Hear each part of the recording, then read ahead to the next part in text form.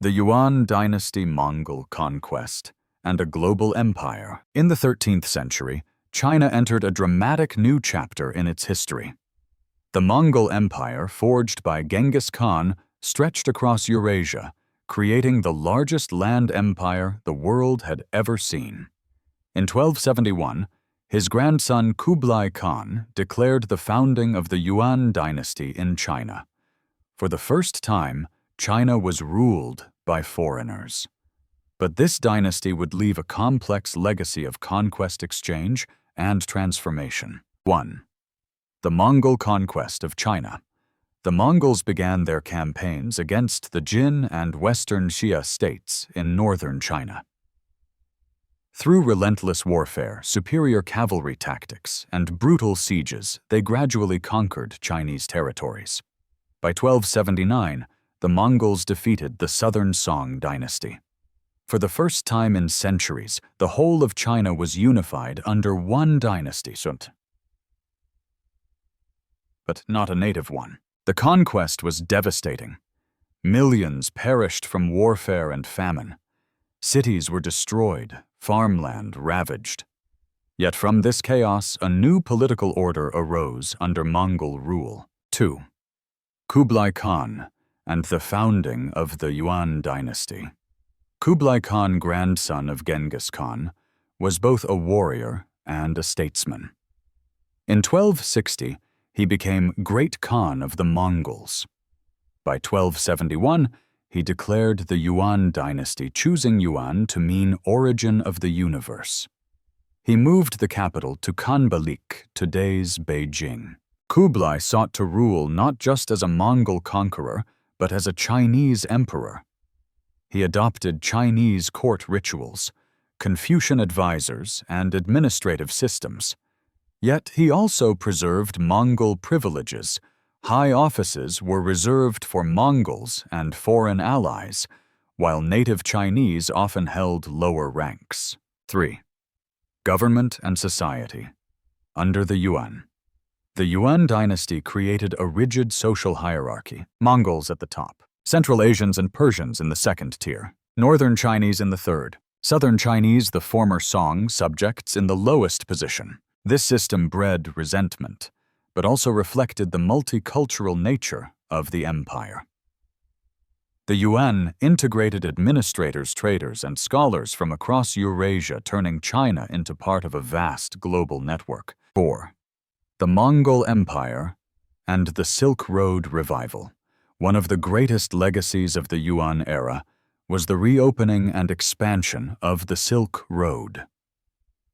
The Pax Mongolica, the Mongol peace, allowed merchants, envoys, and travelers to move across Eurasia with unprecedented safety. Chinese silk porcelain and tea flowed westward. Horses' glassware medicines and new foods traveled eastward. Gunpowder and printing knowledge spread across borders. The Venetian merchant Marco Polo famously visited Kublai Khan's court and later wrote about the wonders of Yuan China, inspiring Europe's imagination for centuries. 5. Achievements of the Yuan dynasty. Despite foreign domination, the Yuan period witnessed important developments. Architecture. Kublai expanded Beijing, building palaces and canals. Astronomy and mathematics. Islamic scholars brought new knowledge that enriched Chinese science. Drama and literature. Yuan drama and theater. Zhaju flourished, blending music, storytelling, and performance. Global exchange. The empire linked China with Europe, the Middle East, and beyond. 6. Challenges and decline. But the Yuan faced deep problems. Mongol rulers were often disconnected from the daily lives of their Chinese subjects. Heavy taxation, corruption, and natural disasters fueled discontent. As the dynasty weakened, rebellions spread across the countryside.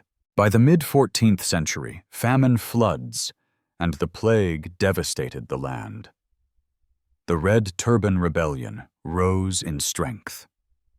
In 1368, Zhu Yuanzhang, a peasant-turned-rebel leader, captured Beijing and declared the founding of the Ming Dynasty. The Mongols retreated to the steppes, ending their rule in China. 7. Legacy of the Yuan Dynasty. The Yuan Dynasty lasted less than a century, but its impact was immense. It brought China into direct contact with the wider world. It expanded trade, cultural exchange, and technology across continents. It left behind a legacy of art, literature, and drama that enriched Chinese culture. Yet the Yuan also showed the limits of foreign rule. Though powerful, the dynasty never won full acceptance from the Chinese people. Conclusion. The meeting of East and West. The Yuan dynasty was both a period of conquest and connection. It marked the first time China became part of a truly global empire. From Marco Polo's journeys to the flourishing of the Silk Road, the Yuan linked civilizations in ways never seen before. But foreign rule carried instability, and ultimately the dynasty fell. Still, the Yuan remains a reminder of how China's history was shaped not only from within, but also by its encounters with the world. If you're enjoying this journey through Chinese history, subscribe to Timeline of History and don't miss our next episode, The Ming Dynasty, a return to native rule and a new golden era.